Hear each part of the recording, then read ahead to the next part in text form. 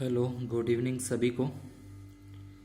अपने कृषि रसायन विज्ञान कक्षा 12 का पहला अध्याय कर रहे हैं,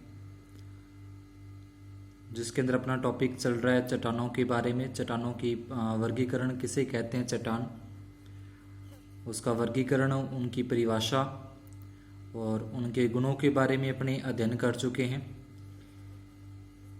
उत्पत्ति के आधार पर भी उसके बाद खनिजों का वर्गीकरण अपने कर चुके हैं। उसके बाद आज अपना टॉपिक है चट्टानों का अपक्षय, यानी कि चट्टानें टूटती किस प्रकार से हैं, उनका अपक्षय कैसे होता है, किन किन विधियों के माध्यम से या किन किन यंत्रों के माध्यम से चट्टानें टूटकर मृदा के अंदर वो परिवर्तित होती हैं, उसके बारे में आज के इस क्लास के अंदर अपने अध्ययन करेंगे।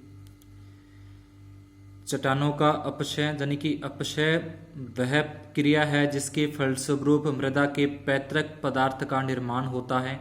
देखिए, मृदा कहाँ से बनती है, तो उसके पैतृक पदार्थ जो होते हैं, मूल पदार्थ जो है मृदा बनने का, उसका निर्माण होता है। चट्टानों का अपक्षय 3 प्रकार का होता है, यानी कि 3 प्रकार से चट्टानें टूटती हैं।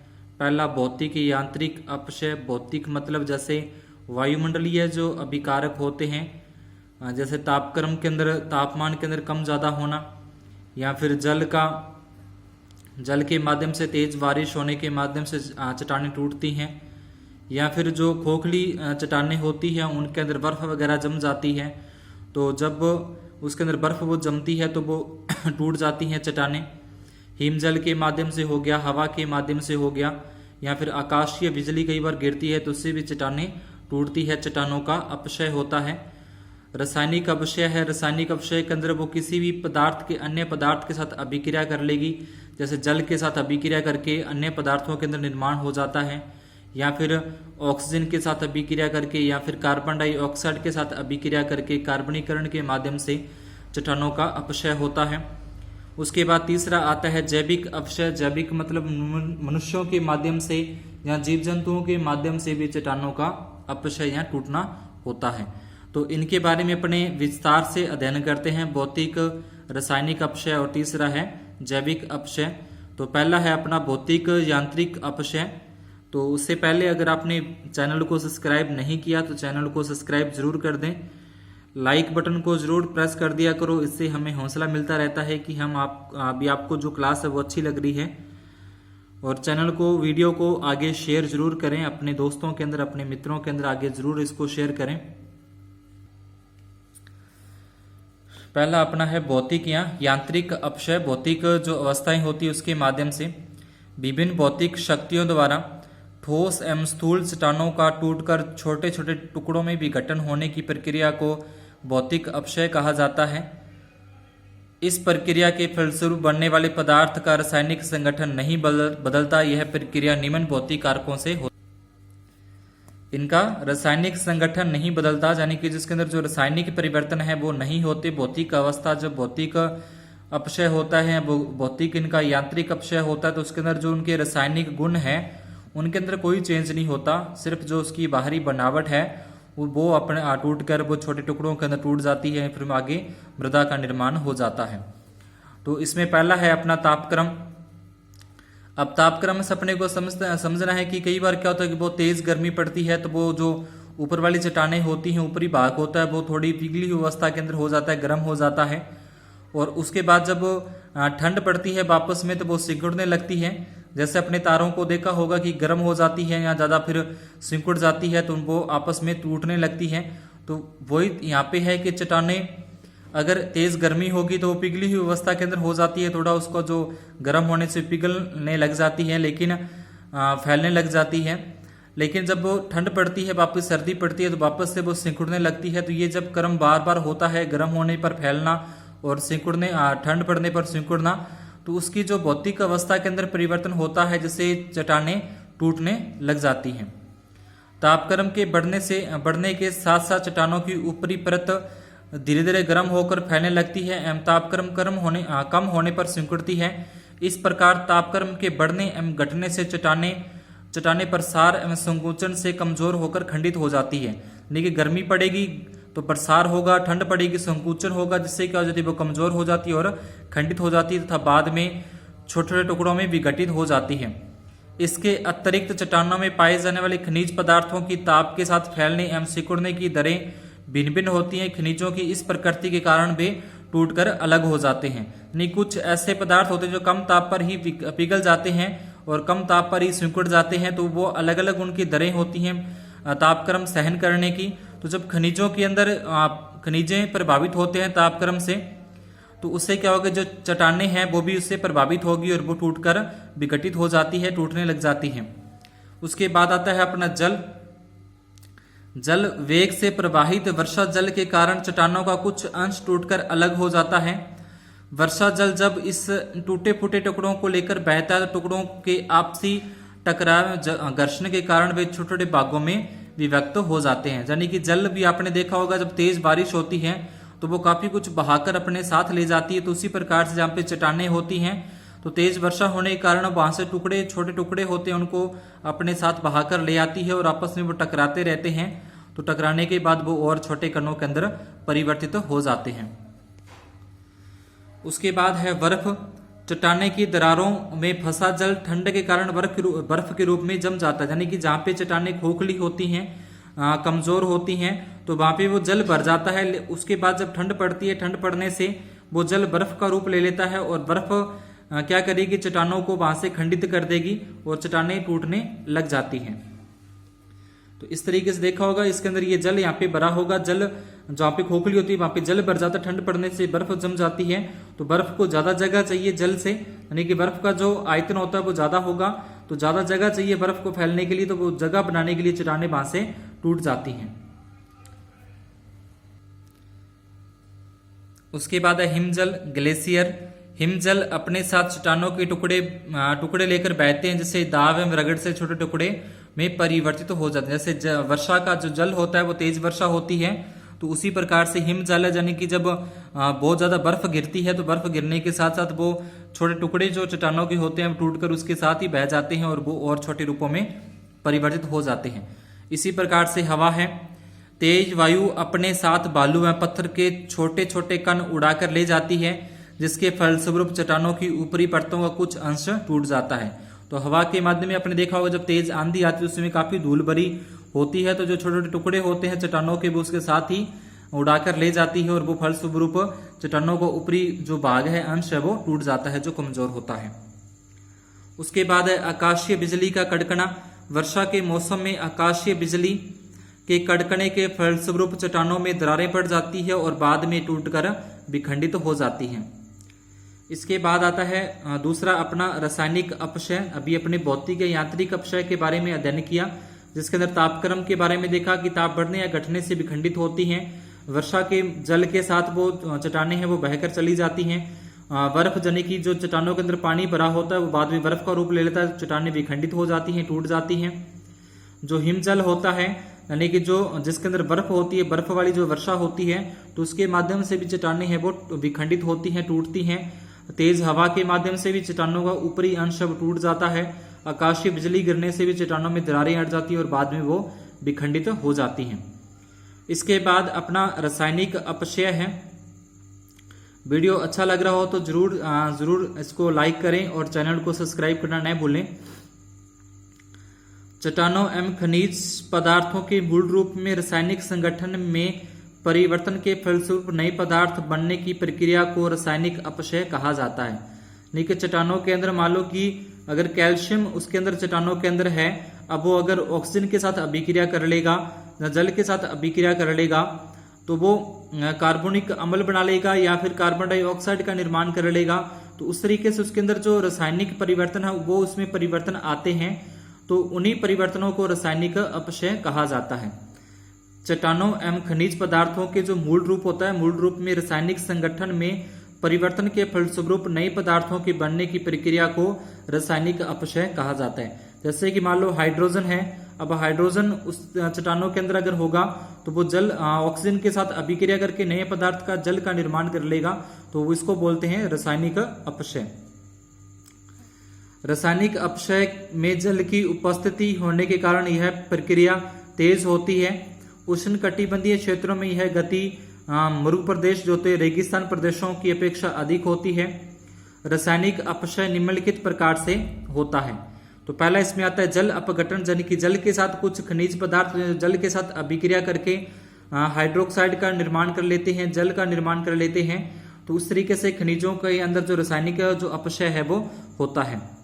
चट्टानों के खनिजों का संपर्क जब जल के साथ होता है तो जल का हाइड्रोजन आयन खनिजों के धन आयनों के साथ स्थानांतरित हो जाता है। यानी कि जो खनिजों के अंदर जो धनात्मक होंगे वो हाइड्रोजन, जल का जो हाइड्रोजन धनात्मक होगा उसके साथ वो स्थानांतरित हो जाते हैं।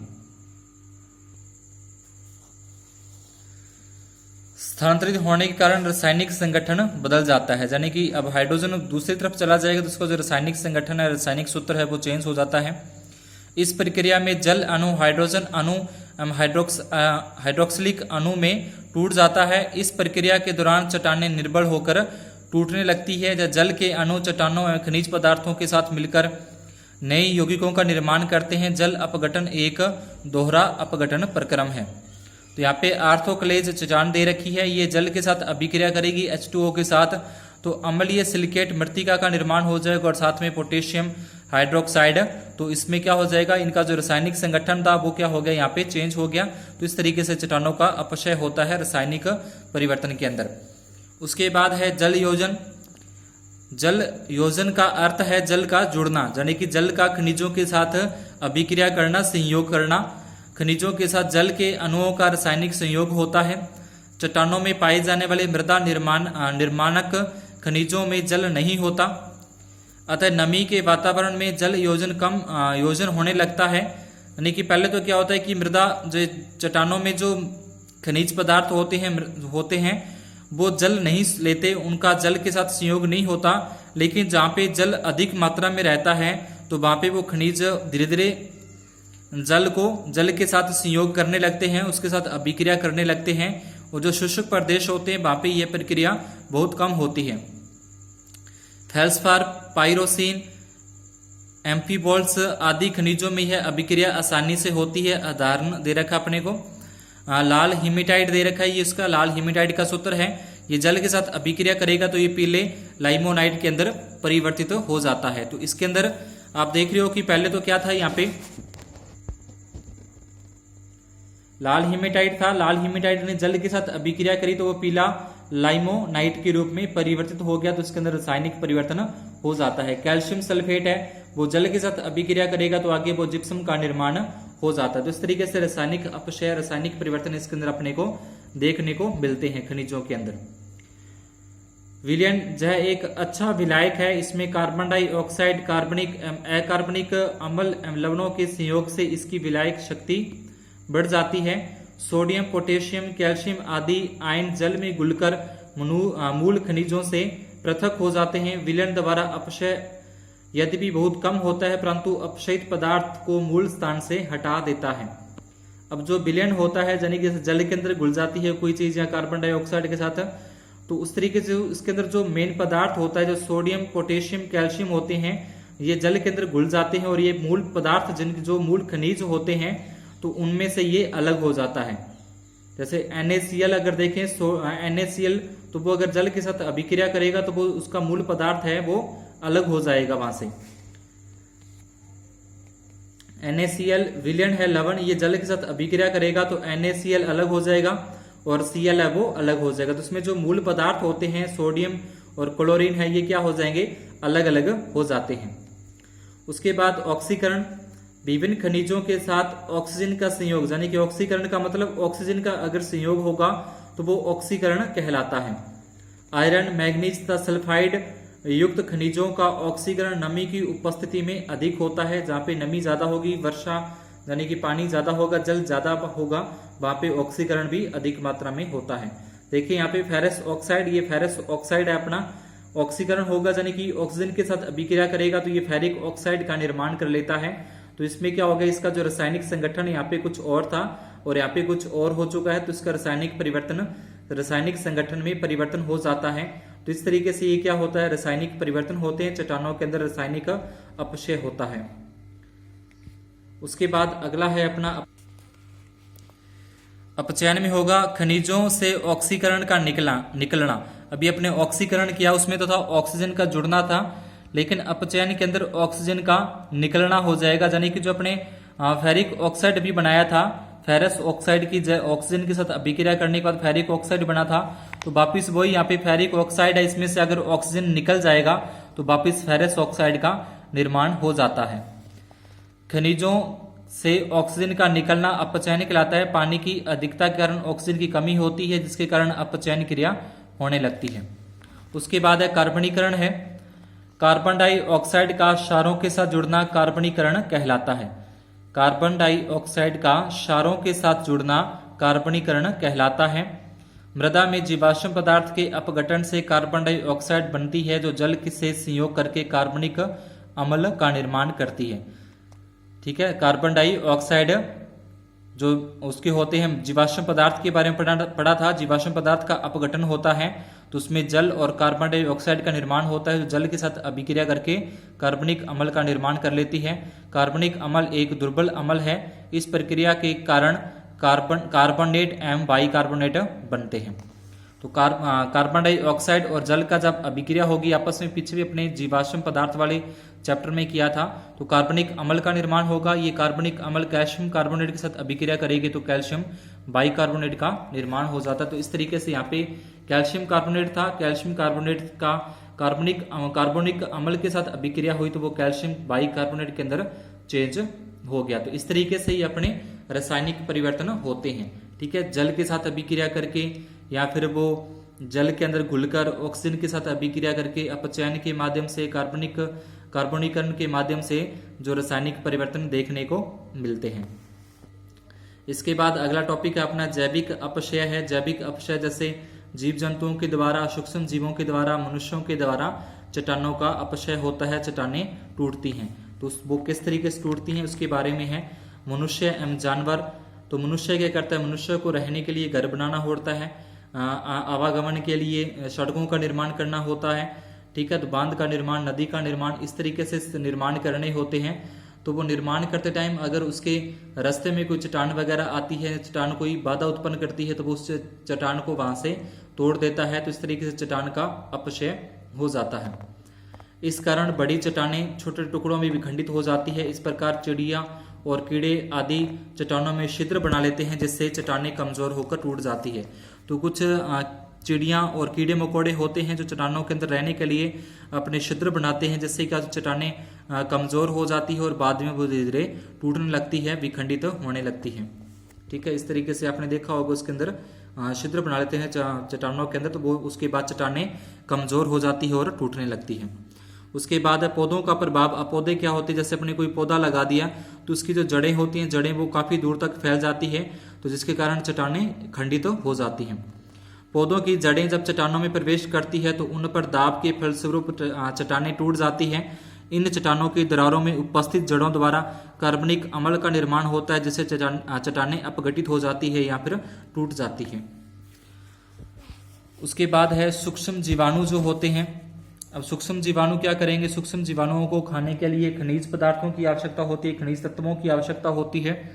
तो वो खनिज पदार्थ तत्व क्या करेंगे, अब चट्टानों से ग्रहण करेंगे। तो चट्टानों से ग्रहण करने के लिए जब वो खनिज पदार्थ वहां से निकल जाते हैं, चट्टानें खोखली हो जाती हैं, दुर्बल हो जाती हैं, तो उसके बाद वो चट्टानें धीरे धीरे अपघटित होने लगती हैं। बैक्टीरिया, फंगस, एक्टिमाइनोटिज आदि चट्टानों एवं खनिजों से भोजन संश्लेषण के लिए पोषक तत्वों को ले लेते हैं, जिससे चट्टानें दुर्बल हो जाती हैं। इसके अलावा पेड़ पौधों को सड़ा गलाकर कार्बनिक अम्ल तथा कार्बन डाइऑक्साइड प्रदान करते हैं, जिससे खनिजों एवं चट्टानों का विघटन होता है। लेकिन सूक्ष्म जीव क्या करेंगे, जो जीवाश्म पदार्थ होते हैं, सड़े गले पदार्थ होते हैं, उनका विघटन करते हैं, जिससे कार्बन डाइऑक्साइड और जल का निर्माण होता है, जो कार्बनिक अम्ल का निर्माण करते हैं, जिससे चट्टानें अपघटित हो जाती है, विखंडित हो जाती है। तो इस तरीके से अपने ये सारे जो था चट्टानों का अपक्षय था, किन किन तरीके से चट्टानें टूटती हैं, भौतिक, उसके बाद रासायनिक और उसके बाद जैविक माध्यम से। इसके बाद ये मृदा निर्माण है, ये सीधा आप बुक में से पढ़ लेना, इसमें अब कुछ नहीं है। ज्यादातर आपको पता लग गया होगा कि चट्टानें जिस तरीके से टूटती हैं, चट्टानें जब विखंडित होती हैं, अपघटित होती हैं, तो वो जब बार बार अपघटित या विखंडित होती रहती हैं तो वो चट्टानें बड़े बड़े रूपों से छोटे रूप में आती है, फिर और छोटे रूप में, तो इस तरीके से महीन चूर्ण के रूप में परिवर्तित हो जाती है, तो मृदा का निर्माण हो जाता है, भूपड़ी का निर्माण हो जाता है। तो आगे आज की जो इस पार्ट में था सिर्फ इतना ही। आगे थोड़े बहुत टॉपिक हैं, मृदा का निर्माण किस तरीके से होता है वो अपने खुद बुक में से ही अध्ययन कर लेना। वीडियो अच्छा लगा हो तो चैनल को सब्सक्राइब और लाइक जरूर करें, वीडियो को आगे शेयर करना न भूलें। शुभ दिन, धन्यवाद।